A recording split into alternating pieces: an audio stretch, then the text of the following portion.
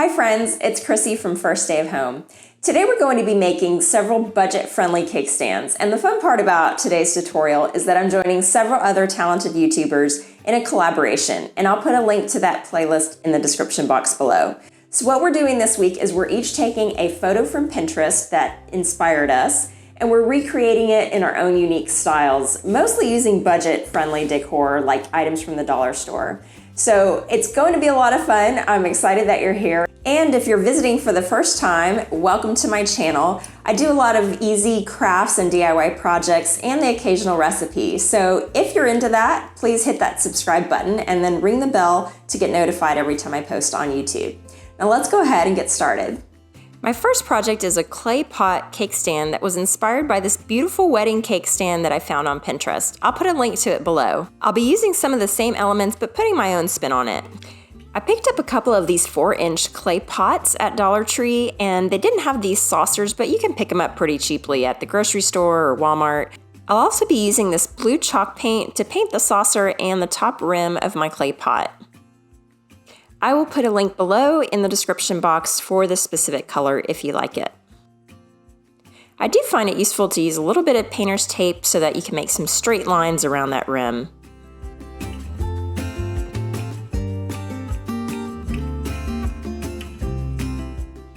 Be sure to also paint the inside of the pot, and I'll tell you why that's important later on. For the main body of the pot, I'm just using a regular chalk paint, and I'm only doing one coat for now.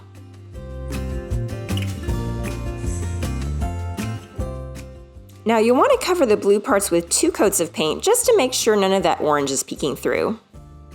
You guys know how much I love decoupage, and I had used these napkins for a wooden tissue box tutorial that I also have on here and will link to above. And I loved it so much that I thought it would look really beautiful on this clay pot. So I'm separating all of the plies. There should be 3 plies in most napkins, and I only want the printed layer. So once you have your layers separated, you're ready to start using some Mod Podge to attach it to your clay pot. Here I'm just measuring out exactly where I want it, and I really like this blue nest, so I want to make sure it shows, and I'm just trimming around so that I know more or less where I want my design on the pot. And then I'll work in pieces so that I can layer on one piece at a time and really have a beautiful result.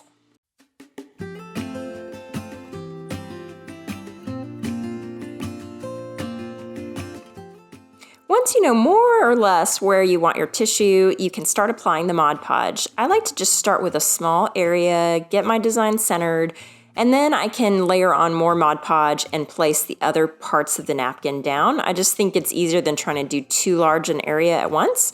So you want to be real delicate because this is so thin, it easily rips. In fact, I had some issues when I was doing this with the paper ripping on me. So remember to use that little trick of using plastic wrap, just regular food wrap, so that you don't get your fingertips sticky as you're applying the tissue.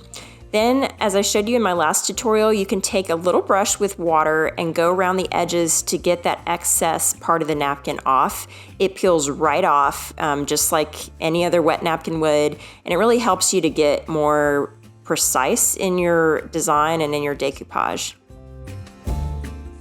See how smoothly this just peels off, and it allows me to get a little closer to the design and not have such sharp corners on my design. For any pieces hanging over the edge, you can just make a little cut with some scissors, and this is going to let it lie really flat and nice on the bottom of your pot. You're just going to continue cutting pieces, whatever design strikes your fancy, and apply each piece in layers around your pot. You can apply as much or as little as you want. Just keep going until you feel like your pot is done.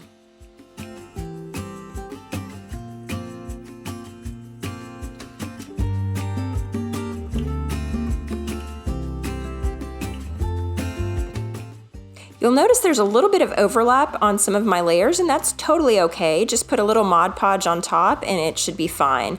Now you want to let this dry for at least 20 minutes or so before you put a top coat of Mod Podge on top of it. Now instead of using a clay saucer for my cake stand, I'm going to use this clear plate that I found at Dollar Tree.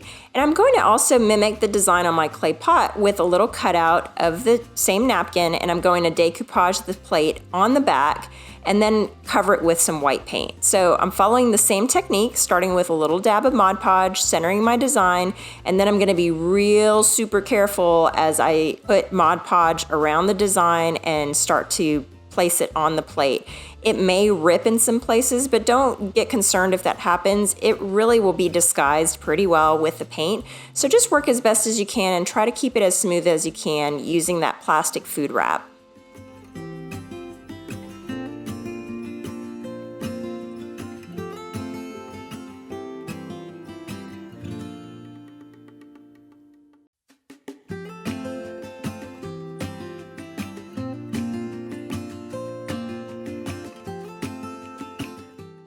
Again, I'm just going to use that paintbrush with water to smooth out some of the edges, and then I'll go around with a paper towel to take off any of that excess Mod Podge.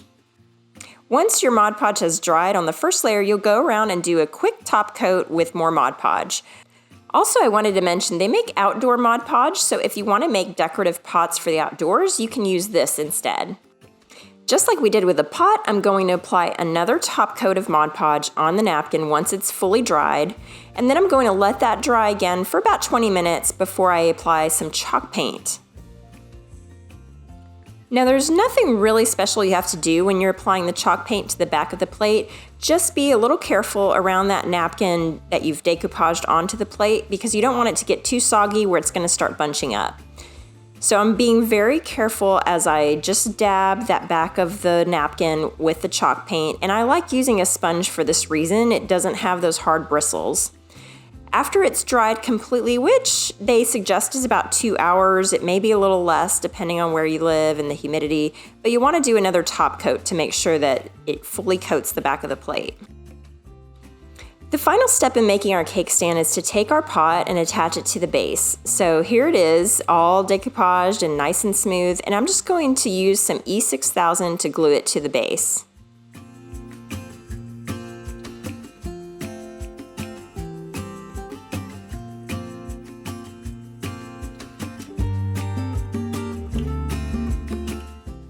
And here's a final look at our cake stand, and here's what I love about it. So you have a beautiful plate that is not attached to the base. So I would suggest that if you do want to serve, you take the plate off to serve your cake or whatever it is you're going to be eating. But the thing I like about this is you can always place the pot in the center of the plate and serve some appetizers with some dip in the middle. This glass ramekin happens to fit perfectly in this pot. So I think it's a really fun piece that you can use in different ways. The next pin I found was a candlestick cake stand, and I thought these were just adorable. I love the hot pink color, but I wanted to do something a little more farmhouse or French country. I picked up this wooden plaque at Hobby Lobby, and after my 40% off coupon, it was only a few dollars. Then I found this candlestick holder that was perfect, and it was also only a couple of dollars with the coupon. So I started off by measuring out where I wanted to attach my candlestick to the plaque. We happen to have this wood glue handy, but you may also use another strong glue like E6000 or Gorilla Glue hot glue. But I know this wood glue is going to do the trick, so I just applied it around the rim of the candle holder and then attached it to my plaque. I find it helpful to use a weight or some other heavy object just to let it dry overnight and make sure you get a strong bond.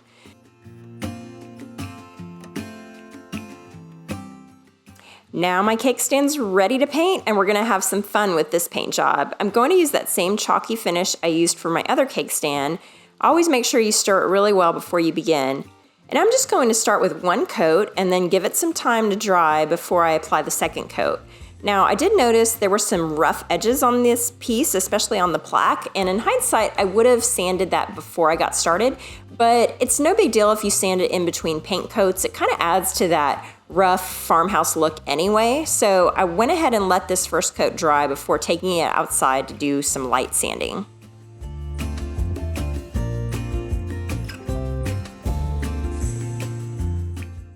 Make sure you get into those creases really well. We're going to be giving this an antique finish later on with some wax. Here I am outside after that first coat dried, just giving the plaque a little bit of sanding. This is just to give it a more finished look and also make sure no one hurts their hands on those rough edges. You can use an old t-shirt or other lint-free rag just to wipe the dust off before you give it a second coat. You guys, I've been wanting to try furniture wax for the longest time, so I'm using this clear wax and this dark wax, and I'm going to have some fun with it on this cake stand. Now, in the future, I plan to do a furniture makeover project, and this is great practice. The thing I like about this wax, and I'll link to it below, is that you can test it out on a small project like this, get comfortable with it, and then you can go on to bigger projects later on. So what I'm doing is I'm starting with a bristle brush. They do sell round wax brushes for this, but I'm just gonna use what I have, and I'm applying this clear wax on those areas where I wanna do the antiquing. Then I'm gonna take a smaller brush, separate brush, and dip it into this dark wax. You never wanna start with the dark wax because it will just get absorbed by the object and it won't give this antiquing effect that you want. So always start with clear wax, then apply the dark wax, and you'll see how it's gonna come out. It looks like it goes on really dark. It's not gonna stay on like that. So just wait and see how it comes off. I think it's just beautiful and it gives that antique effect that's kind of French country, farmhouse. So I'm really excited about this technique and I can't wait to use it on more projects and bigger projects. So once you apply that dark wax, you're gonna take an old t-shirt or an old rag and just start to wipe off the excess. And you can start to see here how that dark wax kind of stays in the grooves and it looks so beautiful. It just gives it so much more character than a flat paint.